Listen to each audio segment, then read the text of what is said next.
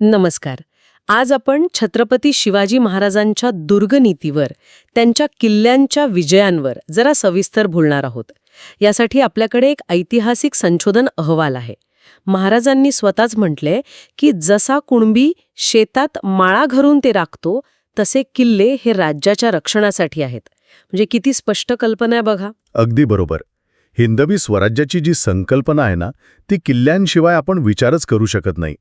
त्यांच्याकडे असलेले साधारण 370 किल्ले, त्यातले 111 तर त्यांनी स्वतः बांधले होते. हे फक्त म्हणजे संरक्षणाचे बुरुज नव्हते, तर एक विचारपूर्वक केलेली रचना होती. डोंगरी, भुईकोट, सागरी किल्ल्यांची. आणि ते घाट तेथे किल्ला धोरण किती जबरदस्त. म्हणजे फक्त लष्करी नाही, तर व्यापारी मार्ग पण ताब्यात. होय. आणि सिंधुदुर्ग, विजयदुर्ग या जलदुर्गांनी तर आरमाराला एक वेगळीच ताकद दिली. चला तर मग या प्रवासातले काय महत्वाचे किल्ले आणि त्यामागची रणनीती बघूया. सुरुवात करूया 1646-47 पासून. तेव्हा महाराज खूप तरुण होते, 16-17 वर्षांचे. त्यांनी जिंकला तोरणा, प्रचंड गड. पहिला किल्ला मानला जातो हा. हो, पण त्याहून महत्वाचं काय आहे ना, की तिथे जे धन मिळालं त्याचा उपयोग त्यांनी लगेच केला. कशासाठी? शस्त्र घेण्यासाठी आणि मुख्य म्हणजे राजगड बांधायला सुरुवात करण्यासाठी. म्हणजे बघा, पहिल्या विजयापासूनच संसाधनं कशी वापरायची याची दृष्टी. म्हणजे प्रत्येक मोहीम ही पुढच्या तयारीसाठी एक गुंतवणूक होती.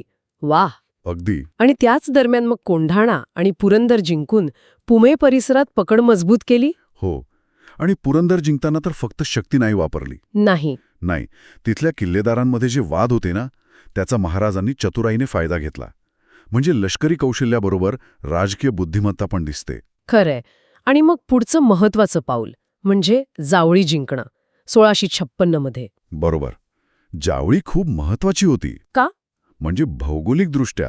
हो, कारण जावळी म्हणजे कोकणात उतरायचा मार्ग मोकळा झाला. हो.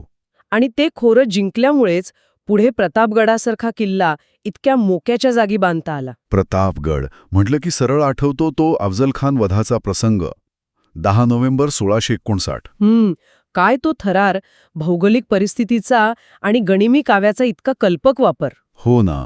शत्रूला आपल्या सोयीच्या ठिकाणी आणून हरवणं, महाराजांच्या युद्धनीतीचं हे उत्कृष्ट उदाहरण आहे. या एका घटनेने फक्त संकट टळलं नाही, तर मराठ्यांचा आत्मविश्वास एकदम वाढला. आणि साधनसंपत्ती पण मिळाली असेल ना खूप. प्रचंड. स्वराज्य आर्थिकदृष्ट्याही मजबूत झालं. आणि महाराजांचं नाव, त्याचा दरारा दक्षिणेत निर्माण झाला. यानंतर लगेचच पन्हाळा जिंकला. पण मग 1660 मध्ये सिद्दी जोहरचा वेढा, तो खूप आव्हानात्मक होता. हो, आणि त्यातून ती सुटका काय धाडसी होती. शिवा काशीद यांचं बलिदान आणि मग पावनखिंड. बाजी प्रभू देशपांडे आणि ते 300 मावळे. महाराज विशालगडावर पोहोचेपर्यंत त्यांनी खिंड लढवली. खरंच हे फक्त शौर्य नाहीये, ही स्वामीनिष्ठा आहे, नेतृत्वावरचा विश्वास आहे. अगदी. पण मग 1665 साल आलं, मिर्झाराजे जयसिंगचं आक्रमण. आणि तो पुरंदरचा तह. 23 किल्ले मुघलांना द्यावे लागले. ही तर मोठी माघार होती. वरकरणी तसं वाटू शकतं, पण ती खरंच शरणागती होती का? मला नाही वाटत. कारण राजगड, तोरण्यासारखे 12 महत्वाचे किल्ले त्यांनी स्वतःकडे ठेवले होते. बरोबर. म्हणजे ही एक प्रकारे सामरिक माघार म्हणू शकतो. Strategic retreat. कदाचित एक पॉज, शक्ती वाचवून योग्य वेळेची वाट पाहणं. अगदी. ही तात्पुरती माघार होती, भविष्यातल्या मोठ्या झेपेची तयारी. आणि ती झेप आली 1670 मध्ये. हो, गमावलेले किल्ले परत जिंकायची मोहीम सुरू झाली. आणि सुरुवात झाली 4 फेब्रुवारी 1670, कोंढाणा. सिंहगड. गड आला पण सिंह गेला. तानाजी मालुसरेंचं बलिदान, अंगावर काटा येतो आजही. या एका विजयाने आहे ना, मराठ्यांचं मनोधैर्य खूप उंचावलं. आणि मग तर एकामागोमाग एक किल्ले घेतले परत. पुरंदर, लोहगड, माहुली. हो, आणि 1672ची सालेरची लढाई ही खूप महत्वाची. का बरं? कारण इथे पहिल्यांदा मराठ्यांनी मुघलांना उघड्या मैदानावर हरवलं, निर्णायक पराभव केला. याचा परिणाम थेट उत्तरेपर्यंत जाणवला. मराठा सत्तेचा दरारा वाढला. आणि मग स्वराज्याचा विस्तार झाला, तसा राजधानी बदलण्याचा विचार आला असेल. हो, सुरक्षिततेचा विचार करून राजधानी राजगडावरून रायगडावर नेली. रायगड जास्त दुर्गम, जास्त सुरक्षित. हिरोजी इंदुलकरांनी काय भव्य बांधकाम केलंय त्याचं. युरोपियन प्रवाशांनी तर त्याला पूर्वेकडील जिब्राल्टर म्हटलंय. अगदी. आणि याच दुर्गराज रायगडावर 6 जून 1674 रोजी महाराजांचा राज्याभिषेक झाला. स्वराज्याला सार्वभौम राज्याचा दर्जा मिळाला. तोरण्यापासून सुरू झालेला हा प्रवास रायगडावर पूर्णत्वाला पोचला. खरंय, महाराजांची ही जी दुर्गनीती होती ना, ती फक्त किल्ले जिंकणं किंवा बांधणं नव्हती.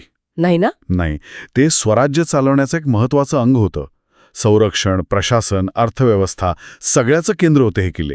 म्हणजे हे किल्ले फक्त दगडमातीची बांधकामं नाहीत. अजिबात नाहीत. ते स्वराज्याचे, स्वातंत्र्याचे, मराठ्यांच्या अस्मितेचे जिवंत प्रतीक आहेत. आणि हा वारसा खरंच आजही आपल्याला खूप प्रेरणा देतो. हो. आणि इथे एक विचार करण्यासारखा प्रश्न आहे, की नाही? कोणता? की आजच्या काळात समजा संरक्षण क्षेत्र असो किंवा कॉर्पोरेट जगत, आपण महाराजांच्या या दुर्गनीतीतून काय शिकू शकतो? म्हणजे विशेषतः भूगोलाचा वापर, कमी संसाधनांचं उत्तम व्यवस्थापन आणि ती दूरदृष्टी, यातून घेण्यासारखं खूप काही आहे, नाही का?